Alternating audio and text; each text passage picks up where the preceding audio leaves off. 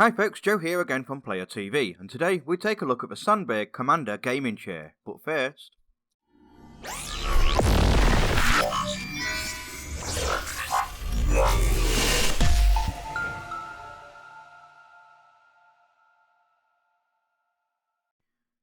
gaming chairs are becoming a must-have piece of furniture when it comes to finishing off your gaming setup. The Commander gaming chair is an offering by a company called Sandberg, a name that is more commonly associated with computer accessories such as cables, headsets, and mobile accessories such as chargers and so on. They do have an esports department that focuses on gaming headsets, chairs, and desks, and today we put the Commander chair through its paces to see how it stacks up against its tough competition. First impressions of a Commander are positive. The chair looks very well made and incorporates the massively popular racing seat style form factor. With a deep bucket seat and large voluptuous wings, lumbar support and neck support pillows, and a sleek black and white theme. The Commander is enveloped in PU leather, which isn't real leather, but is made up of a fibrous part of a hide left over from real leather and then coated in polyurethane. It certainly looks just like real leather, and has a very similar if slightly plasticky feel to the real thing. The stitch work is good and it feels like it should withstand a decent amount of movement. Along the centre of the seat is what feels like a cotton mesh sheeting that is surprisingly substantial and will do a great job for air circulation, which when you consider this as a part where your backside is, it's very much needed. After sitting in a Commander for some time, I didn't feel like I got too hot, and I certainly didn't get sweaty either, which is not the most glamorous review point, but an important one nonetheless. The same PU leather is seen across the entirety of the chair and makes it look very professional. There are of course two pillows which you can attach to the Commander for extra comfort and support. The first is this lumbar support pillow that features the same material again with the Sandberg esports equipment stitched into it, and it is very soft to the touch. Unzipping it reveals a soft foam inside, and on the rear you get 4 straps for securing it to the chair with these clips. To put it into place, you insert the bottom straps through the bottom of the chair here, and then the top ones through the 2 eyes at the top. Secure them together at the rear, and you then have lumbar support pillow in place. The straps keep it nice and tight to prevent movement, and they feel surprisingly sturdy too. There is also a neck pillow too, as you might have guessed, for your neck. This follows on with the theme again with the same PU leather and stitching at the front, and a zip to the rear showing a strange, quite itchy material that makes up a slightly firmer cushioning.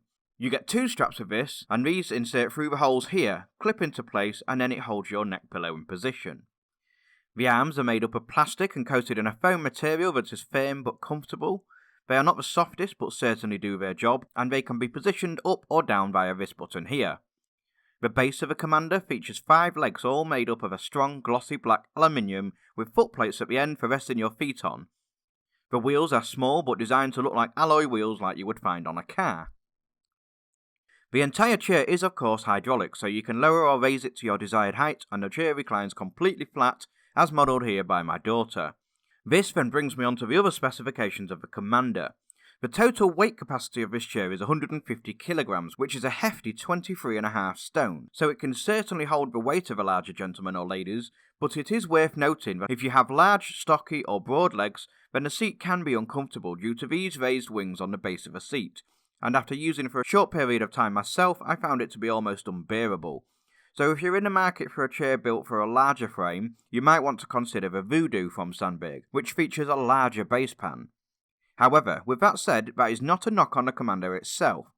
For the average sized person, it is a very comfortable place to sit on, and will certainly offer plenty of support in both the pillows and the soft padding to make it a very nice place to be over long periods. And that's pretty much it for this review of the Sandberg Commander gaming chair. Chair reviews tend to be relatively limited, but the Commander certainly is a valiant offering by Sandberg, and offers a lot of compelling features, and the build quality is exceedingly good. The PU leather gives it a premium luxurious feel, and the bucket design definitely brings out that aggressive gamer feel too.